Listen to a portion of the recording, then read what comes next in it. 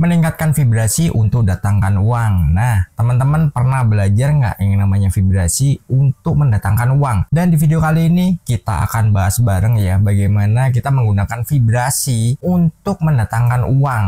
Banyak yang mungkin belum tahu apa itu vibrasi, mungkin berpikiran vibrasi itu bagaimana cara kerjanya dan nanti yang dihasilkan itu apa. Nah, kita akan bahas bareng-bareng ya. Dan teman-teman ikuti terus video ini biar teman-teman nanti mendapatkan sedikit pencerahan mungkin ya, ataupun ya sesuatu yang bisa teman-teman petik dan teman-teman bisa gunakan untuk merubah apa yang menjadi tujuan hidupnya soal uang, karena vibrasi ini sesuatu yang sangat luar biasa.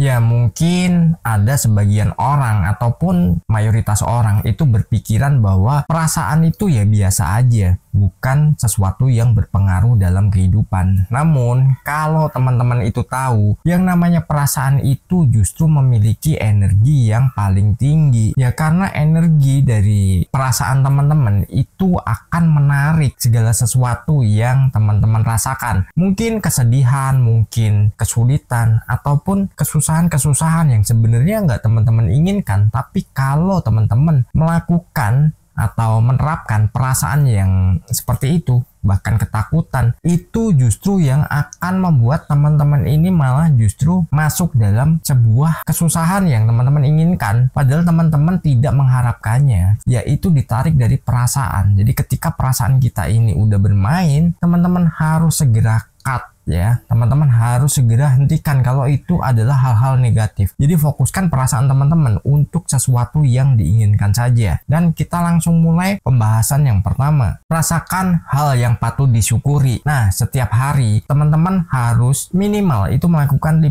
hal yang harus disyukuri. Itu minimal ya. Jadi contohnya gini, misalkan teman-teman hanya berpikiran wah ini perlu disyukuri, atau wah aku tadi dapat bonus ini, wah aku bersyukur banget, ataupun dapat peluang-peluang teman-teman terhindar dari sebuah musibah dan teman-teman merasa bersyukur, namun tidak melibatkan yang namanya perasaan atau vibrasinya bahwa itu adalah sesuatu yang disyukuri, maka apa? Ya semua itu akan menjadi sesuatu yang nggak berguna. Kita tidak sinkron dari apa yang kita ucapkan, mungkin kita bersyukur, terus apa yang kita pikirkan dan apa yang kita rasakan itu berbeda dalam pikiran kita. Oh tadi kejadiannya seperti ini, kita gambarkan, terus dalam ucapan kita ya udah bersyukur, tapi dalam perasaan ada berkecamuk, aduh gara-gara itu, gara-gara begini, gara-gara begitu. Nah itu justru akan membuat teman-teman ini malah justru tidak menarik hal yang teman-teman inginkan. Sesuatu yang disyukuri itu hanya sekedar gambaran dan ucapan aja, jadi tidak masuk dalam perasaan. Sedangkan perasaan ini levelnya paling tinggi ya, getarannya paling kuat. Dari visual dan perasaan atau vibrasi itu selisihnya itu banyak banget. Vibrasi kita memiliki 5.000 kali lebih kuat dari apa yang kita gambarkan dalam pikiran kita. Jadi teman-teman bisa gunakan perasaannya untuk hal-hal yang memang benar-benar diinginkan, dan itu semua justru yang akan teman-teman tarik dalam kehidupan dan menjadikan teman-teman adalah orang yang berkelimpahan, apalagi hanya sekedar uang. Segala hal yang teman-teman rasakan itu akan terjadi ya. Misalkan nih, perasaan Anda udah menggambarkan bahwa Anda orang yang berkelimpahan, banyak uang, terus Anda kaya raya, tapi Anda tidak merasakan bagaimana kebahagiaan, terus bagaimana itu keharmonisan dalam hubungan, terus keharmonisan dalam segi apapun, terus kesehatan juga Anda nggak merasakan, nggak melibatkan syukurnya, ya itu semua nanti banyak uang pun juga percuma kan. Jadi teman-teman harus menerapkan apa yang menjadi keinginan teman-teman ya dalam segala aspek, bukan hanya dalam satu aspek. Ketika hanya dalam satu aspek, ya udah mungkin yang itu teman-teman dapat, tapi aspek yang lainnya teman-teman terabaikan. Nah meskipun itu melakukannya nggak harus bareng, memang nggak boleh bareng ya, harus beda-beda.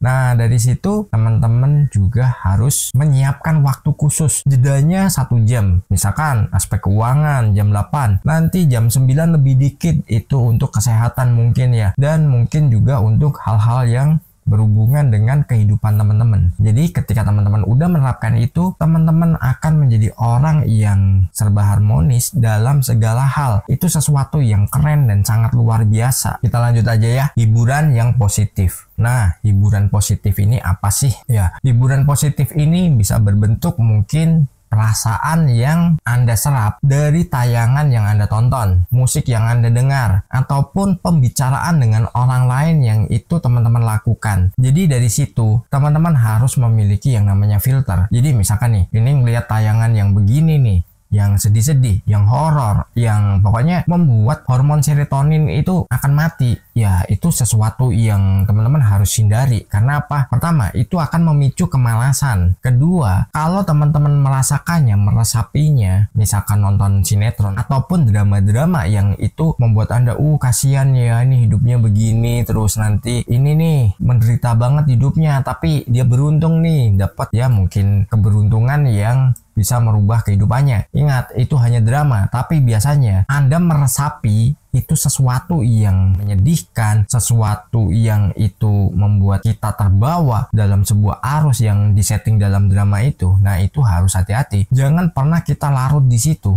Jadi hiburan positif itu hiburan yang bisa membangun teman-teman. Misalkan teman-teman belajar sesuatu, bukan kita melarang menonton sebuah tayangan ya, mungkin film, mungkin cerita-cerita apa, tapi buat itu yang menghibur, membuat Anda gembira, terus nanti juga membuat Anda ini termotivasi. Mungkin tayangan-tayangannya ya berbeda ya dengan drama-drama yang mellow, drama-drama yang nggak mutu itu. Tapi yang berpengaruh pada kehidupan teman-teman itu adalah sesuatu yang mungkin teman-teman tonton itu nggak mengasihkan. Mungkin Anda menonton tayangan seperti ini, Anda merasa wah nggak asik banget nih, nggak ada ceritanya, nggak ada haru-harunya, nggak ada episode nangis-nangisnya, nggak ada nih ngasih kejutan nih ke orang yang tadinya susah terus tiba-tiba follow gua belum, udah nih 1 juta, bla bla bla ya. Jadi ketika teman-teman nonton tayangan-tayangan yang ya itu drama dan itu settingan, ya teman-teman bisa terbawa. Memang asik nonton seperti itu, tapi dampaknya itu negatif kepada kehidupan teman-teman sendiri. Anda menonton sebuah hiburan itu yang seperti apa dan bagaimana. Anda harus bijak dan Anda harus jadi orang yang bisa menentukan apa yang harus Anda jadikan sebagai dorongan biar perasaan Anda atau vibrasi Anda ini jauh lebih hebat lagi. Dan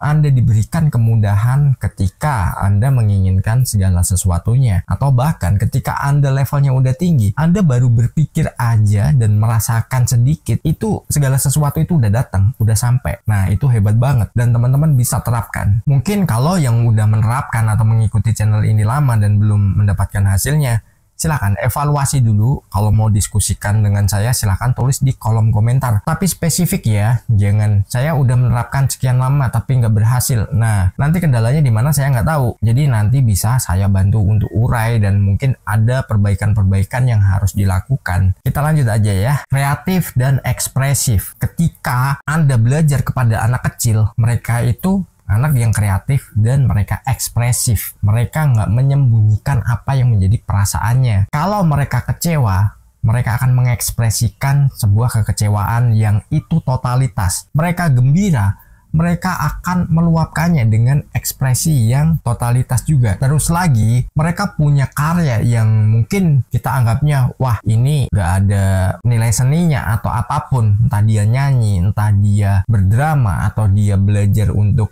membuat karya sesuatu yang itu bagi dia adalah sebuah keindahan. Tapi kita seringkali melihatnya, alah anak kecil biarin aja. Kita belajarnya bukan ke anak kecilnya yang seperti apa. Kita belajar bagaimana anak itu meluapkan ekspresinya. Mereka ekspresif. Kalau Anda gembira, luapkan dan rasakan kegembiraan itu. Terus misalkan Anda sedang bersyukur, ya luapkan aja bagaimana rasa syukur itu. Jadi biar apa?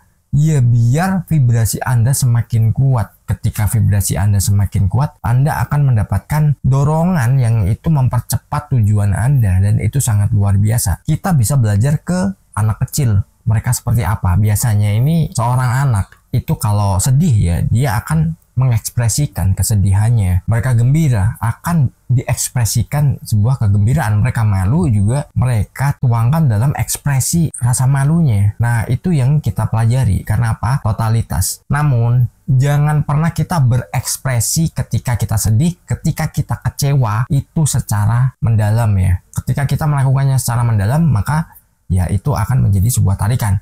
Jadi yang kita ekspresikan adalah bagaimana kreativitas pikiran kita dan perasaan kita ketika kita membuat sesuatu, ketika kita menjalankan sesuatu, itu ekspresikan dengan rasa gembira. Itu yang akan menjadikan sebuah dorongan Anda untuk semakin maju dan semakin sukses, dan sukses berlimpahan. Di layar kecil ku temukan channel yang beri harapan. Hai Albert, kau menyapaku dengan cinta dan pesanmu tentang cara menarik semesta dengan hati dan pikiran terbuka. Kau ajarkan hukum tarikan